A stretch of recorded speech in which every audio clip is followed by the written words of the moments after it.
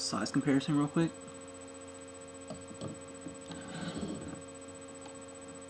He's bigger. I mean, he's at least a head bigger than the deluxe Optimus, but this one is in scale like with the other figures. I mean, like Prowl I think comes up to about here on Optimus, so Prowl should be that size for this Optimus. So if you're going for scale, this Voyager Prime would be the way to go. And if you could only really get one and display it, or just get one period, definitely get him. He's definitely the better figure as far as scale and look goes, but this figure has articulation. I think he has better articulation than this guy does. I mean, this guy still has really good articulation, but this guy's articulation is awesome. And the face on here, there's a switch on the back where you can kind of get it to where his mask is down a little bit to where you can see his face. I don't like that as much as I mean, it's a nice feature that they have, but I don't like it as much as the actual face sculpt on the Cybertron mode, Optimus Prime. I think his face sculpt is better in that area, but this one has the face shield. So yeah, I prefer the face shield look. So if you're gonna get a Prime, get this one. But this one's still a damn good figure. Basically, if you have room for this one, get him.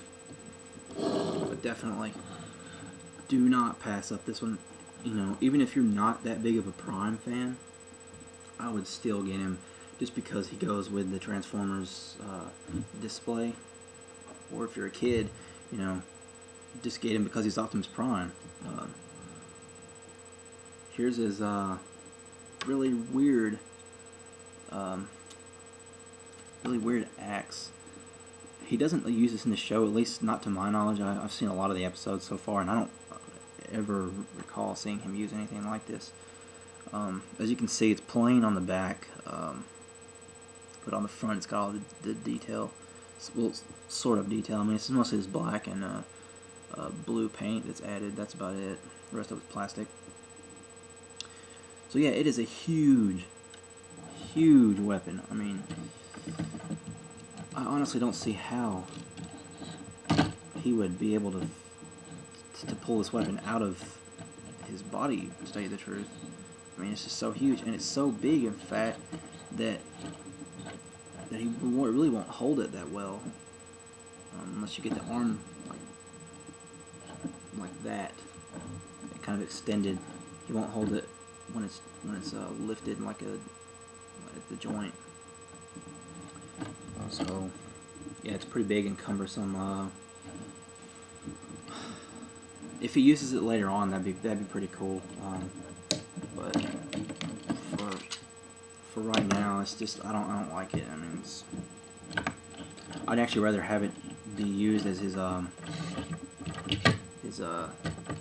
jetpack, like it says on the instructions. I did look at the instructions for that part. I was wondering, what all it does, because I've only seen a few videos that even remotely explain it. But it's kind of like a jetpack. I think I would rather have it as a jetpack than an axe, because as an axe, it doesn't look like something he would really use. So there's the axe.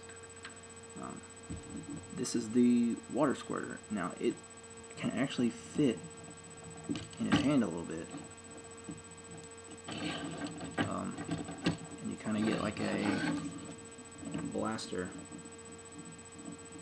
Personally, I like it when his blaster is a little bit bigger, but as long as this actually isn't supposed to be a water blaster, that'd be pretty cool. If it's actually something that he could use against the Decepticons, then it's a good weapon. I guess if you use your imagination, it could be a blaster rifle of some kind, but it really just squirts water. So yeah. But yeah, like I was saying before, look at that. If the lights weren't yellow and they were just plain red, you lose a little bit of detail there. So even if you know nothing about painting, just go get some like a little bit of a light yellow color from like Hobby Lobby or wherever. It's called Testors Enamel Paints. Get some kind of like really thin detail brush. Get a light yellow and just add it to the lights on the top ever so slightly. You may need to get a really sharp knife and just barely trim away some of the bleed from where you paint the lights. Don't trim it so much that you're trimming the plastic. Just trim the paint off a little bit. And once you do that, you will have a almost perfect Optimus Prime, in my opinion. I mean, I had the Masterpiece Prime, and I'm not gonna be so arrogant as to say this is as good as that, because it's not as good as that. That is a Takara masterpiece figure in every sense of the word, but it's also more expensive. But for $20, this figure is absolutely fantastic. I mean, you cannot beat a deal like that. A $20 figure for detail this great, except for the lights, of course. The translucent material right here, it's actually got like some kind of wiring look to it, to where it looks like he's Cybertronian, like it's not just some plain material. It's actually got a design to it. You might be able to see it actually, but it's pretty damn sweet.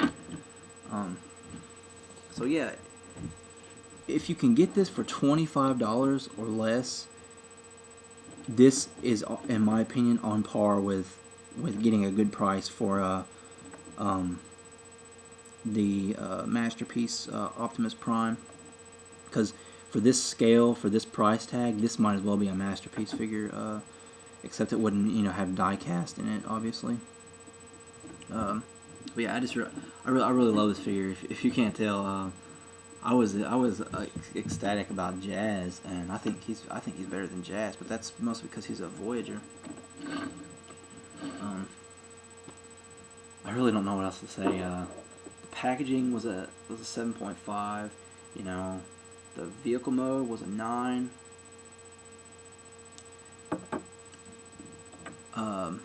I'm gonna consider the lights not being painted part of the vehicle rating, so and I'm not even gonna include the accessories in the score, because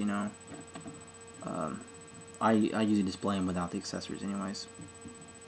So for the figure itself, this guy gets a 10. Overall, I'm gonna give him a 9.